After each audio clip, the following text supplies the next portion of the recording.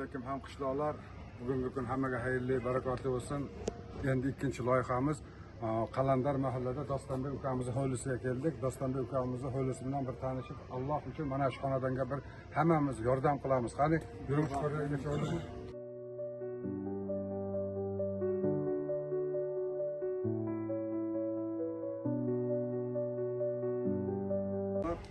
Mana shu uchta go'dak bola kelib ko'zlarimga yosh keladi. Mana shu ukalarim Alloh uchun mana shu bolalar yoshligida mana shunday hovlida o'tirganini biz bilmagan ekanmiz. Bilganimizda bu allaqachon bu yerda yangilangan bo'lardi, boshqa ishlarni to'xtatib qo'yib.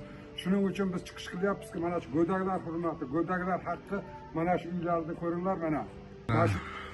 Hurmatli qishloqlar, mana shu uyimiz, mana yashash joyi, mana shu oshxona bo'ladi. Mana Elir akam, hoji akalarim hammalar şeyda, inshaalloh mana hozir holatlarni ko'ramiz. Mana shu ukaxonimizni hovlisini ko'rib juda achinarli holatda ekan. Hammamiz chiroyli uylarda o'tiribmiz. Mahallamizda bir kishi mana shu hovlida o'tirsa, umuman uyda o'tirganda bo'lmaydi inson. Shuning uchun ukamni mana yashash joyini ko'rsating. Mana bu oshxonalari. Mana hammamiz oshxonamiz qanaqa o'zimiz tasavvur qilaveraylik endi. Mana qarang, ya pol bo'lmagan, ya bir alindaqa bo'lmagan. Mana qaranglar bularni.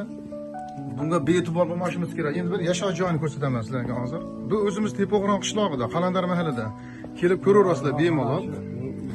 Yashash joy. Mana shu degan xonadon shu. Mana bu qaranglar. Şeyda yashayaptilar şeyda sabr qilib. Alloh rozi bo'lsin. 3 ta qizlari bor. O'zlari, dadalari yo'q. O'zlari yolg'iz Jamoatimiz a'zosi. 5 vaqt namozga bora oladi degan yaxshi inson. Bee'tibor bo'lmaylik. Mana uyda holatni ko'rib turibsizlar, ha?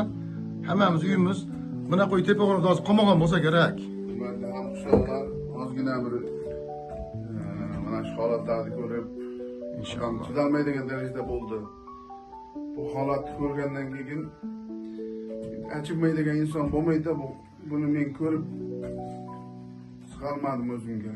Alloh rozi bo'lsin. Hurmatli saxovat pesha hamqishloqlar, musofirdagi ko'pchilik bor. Mana shunga juda e'tibor bo'linglar. Alloh xolasa. Alloh rozi bo'lsin barcha ehson qilganlardan.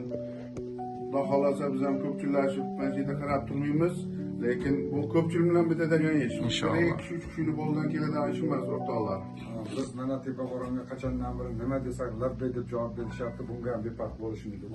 Ko'pchilik bilan to'g'risi ichimizdan yig'layapmiz. Mana 3 ta kichkina qizaloq ekan, o'g'il bola bo'lgan, katta bo'lsa yordam beradi, otasiga derdik. To'g'risi kunlik ishga chiqarganlar.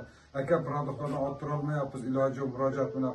O'zlari murojaat bilan chiqqanlari yo'q, hijolat qildilar. Biz o'zimiz ko'rib kelib chiqarib olmadik. Mana Muhriddin ukam boshchiligida Muhriddin